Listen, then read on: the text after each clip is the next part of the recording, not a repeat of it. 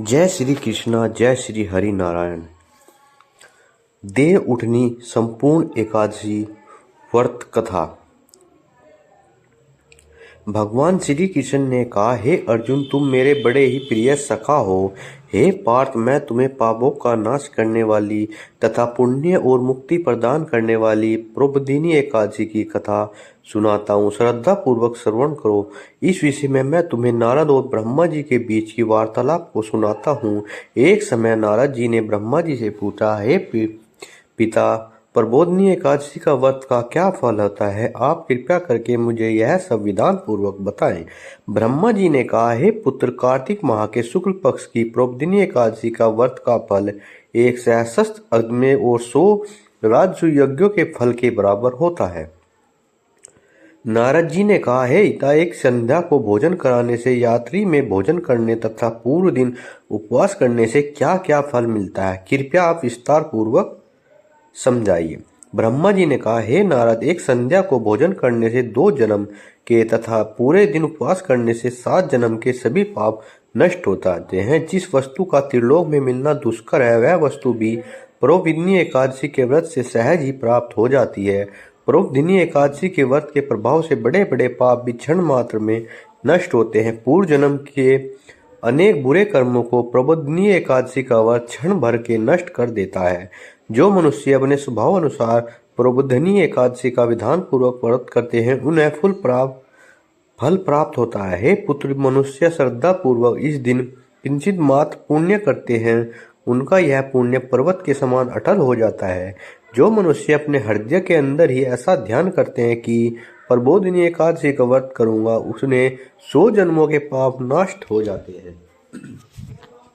जो मनुष्य प्रबोधिनी एकादशी को रात्रि जागरण करते हैं, उनकी बीती हुई तथा आने वाली 10 पीढ़ियां विष्णु लोक में जाकर वास करती हैं और नरक से अनेक कष्टों को भोगते हुए अपने पितृ विष्णु लोक में जाकर सुख भोगते हैं।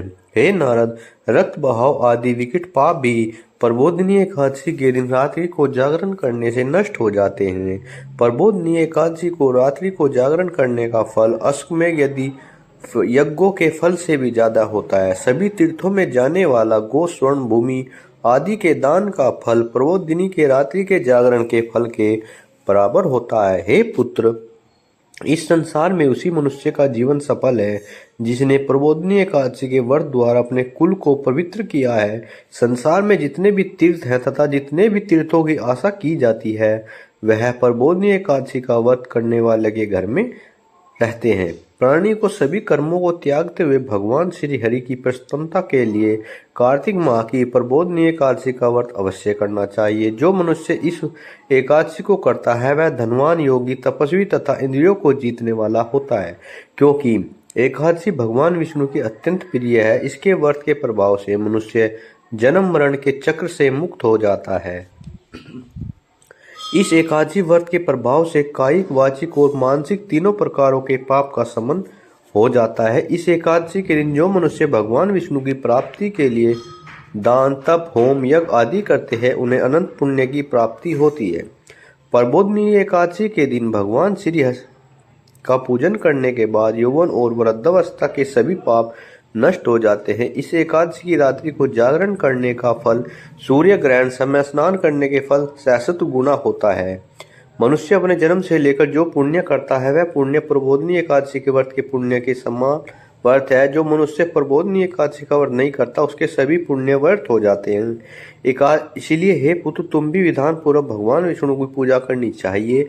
जो मनुष्य कार्तिक माह के धर्म प्राण होकर अन्य व्यक्तियों को अन्न नहीं खाते, उन्हें चंद्रायण व्रत के फल की प्राप्ति होती है। कार्तिक माह में प्रभु दान आदि से उतने प्रसन्न नहीं होते जितने कि शास्त्रों की कथा सुनने से प्रसन्न होते हैं। कार्तिक माह में जो मनुष्य प्रभु की कथा को थोड़ा बहुत पढ़ते हैं या सुनते हैं, उन्हें 100 गायों के दान के फल की प्राप्ति होती है। ब्रह्मा जी की बात सुनकर नारद जी बोले, हे पिता, जब आप एकादशी का व्रत का विधान करिए, कैसे व्रत करने से किस पुण्य की प्राप्ति होती है, कृपया करके यह भी समझाइए। नारद की बात सुन ब्रह्मा जी बोले, हे पुत्र, इस एकादशी के दिन मनुष्य को ब्रह्मा मुहूर्त में उठ जाना चाहिए और स्नान आदि से निवृत्त होकर व्रत का संकल्प करना चाहिए। उस समय भगवान विष्णु से प्रार्थना करनी चाहिए कि हे प्रभु, आज मैं निराहार रहूंगा और दूसरे दिन भोजन करूंगा, इसलिए आप मेरी रक्षा करें। इस प्रकार प्रार्थना करने से भगवान का पूजन करना चाहिए और व्रत प्रारंभ करना चाहिए। इस रात्रि को भगवान के समीप गायन, नृत्य, बाजे तथा कीर्तन करते हुए रात्रि व्यतीत करनी चाहिए। प्रबोधिनी एकादशी के दिन कृपणता को त्याग कर बहुत से पुष्प, अगर, धूप आदि से भगवान की आराधना करनी चाहिए। शंख के जल से भगवान को अर्घ्य देना चाहिए। इस फल तीर्थदान आदि से करोड़ गुना अधिक होता है। जो मनुष्य अगस्त पुण्य में भगवान का पूजन करते हैं उनके सामने इंद्र भी हाथ जोड़ता है। कार्तिक माह में जो बिलपत्र से भगवान का पूजन करते हैं उन्हें अंत में मुक्ति मिलती है। कार्तिक माह में जो मनुष्य तुलसी जी से भगवान का पूजन करता है उन्हें 10,000 जन्मों के सभी पाप नष्ट हो जाते हैं। जो मनुष्य इस माह में श्री तुलसी जी के दर्शन करते हैं या स्पर्श करते हैं या ध्यान करते हैं या कीर्तन करते हैं या रोपण करते हैं अथवा सेवा करते हैं, वे 1000 कोटि युग तक भगवान विष्णु के लोक में वास करते हैं। जो मनुष्य तुलसी का पौधा लगाते हैं उन्हें कुल में जो पैदा होते हैं वह प्रलय के अंत तक विष्णु लोक में रहते हैं। जो मनुष्य भगवान का कंदम पुष्प में पूजन करते हैं यह यमराज के कष्टों को नहीं पाते। सभी कामनाओं को पूर्ण करने वाले भगवान विष्णु कंद पुष्प को देखकर अत्यंत प्रसन्न होते हैं। यदि उनका कंदम पुष्प से पूजन किया जाए तो उसके उत्तम बात और कोई नहीं है। जो गुलाब के पुष्प से भगवान का पूजन करते हैं उन्हें निश्चित ही मुक्ति प्राप्त होती है। जो मनुष्य बैकुल और अशोक के पुष्पों से भगवान का पूजन करते हैं अनंत काल तक से रहित रहते हैं। जो मनुष्य भगवान विष्णु सफेद और लाल कनेर के पूजन करते हैं उन पर भगवान अत्यंत प्रसन्न होते हैं। जो मनुष्य भगवान श्री हरि को दुर्लभ से पूजन करते हैं वह पूजा के फल से 100 गुना ज्यादा फल पाते हैं। जो भगवान का समीप पत्र से पूजन करते हैं भयानक यमराज के मार्ग को सुगमता से पार कर जाते हैं। जो मनुष्य चंपक पुष्प से भगवान विष्णु का पूजन करते हैं वह जीवन में मृत्यु के चक्र से मुक्त हो जाते हैं। जो मनुष्य स्वर्ण का बना हुआ केतकी पुष्प भगवान को अर्पित करते हैं उन्हें करोड़ों जन्मों के पाप नष्ट होते हैं। जो मनुष्य पीले और रक्त वर्ण कमल से सुगंधित पुष्पों से भगवान का पूजन करते हैं उन्हें श्वेत द्वीप में स्थान मिलता है।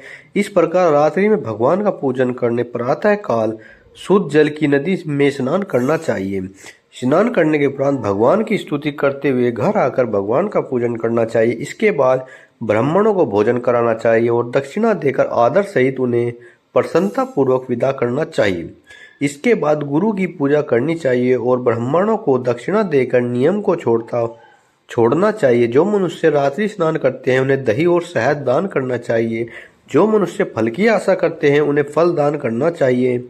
तेल की जगह घी और घी की जगह दूध, अन्नों में चावल दान करना चाहिए। जो मनुष्य इस व्रत से भूमि पर शयन करते हैं उन्हें सब वस्तु सहित शया दान करना चाहिए। जो मौन धारण करते हैं उन्हें स्वर्ण सहित तिल दान करना चाहिए। जो मनुष्य कार्तिक माह में खड़ाऊ धारण नहीं करते उन्हें खड़ाऊ दान करने चाहिए। जो इस माह में नमक त्यागते हैं उन्हें शक्कर दान करना चाहिए। जो मनुष्य नित्य प्रति देव मंदिरों में दीपक जलाते हैं उन्हें स्वर्ण तथा तांबे के दीपक को घी तथा बत्ती सहित दान करना चाहिए। जो मनुष्य चातुर्मास व्रत में किसी व्रत को त्याग देते हैं उन्हें उस दिन वस्तु को पुनः ग्रहण करना चाहिए। जो मनुष्य प्रबोधिनी एकादशी के दिन विधान पूर्वक व्रत करते हैं उन्हें अनंत सुख की प्राप्ति होती है और अंत में स्वर्ग को जाते हैं। जो मनुष्य चातुर्मास व्रत को किसी भी बाधा के पूर्ण कर लेते हैं उन्हें दोबारा जन्म नहीं लेना पड़ता। जिन मनुष्यों का व्रत खंडित हो जाता है उन्हें दोबारा प्रारंभ कर लेना चाहिए। जो मनुष्य एकादशी के महत्व को सुनते हुए पढ़ते हैं अक्षय फल की प्राप्ति होती है। कथा का सार। वेदाध्ययन, तपस्या व त्याग की दृष्टि से चातुर्मास का नियम अति महत्वपूर्ण है। भगवान श्री हरि की भक्ति में लीन होने के लिए समय अति उत्तम है। गृहस्थ व्यक्ति भी चातुर्मास में भगवान विष्णु की भक्ति का पूरा लाभ उठा सकते हैं। जय श्री कृष्ण।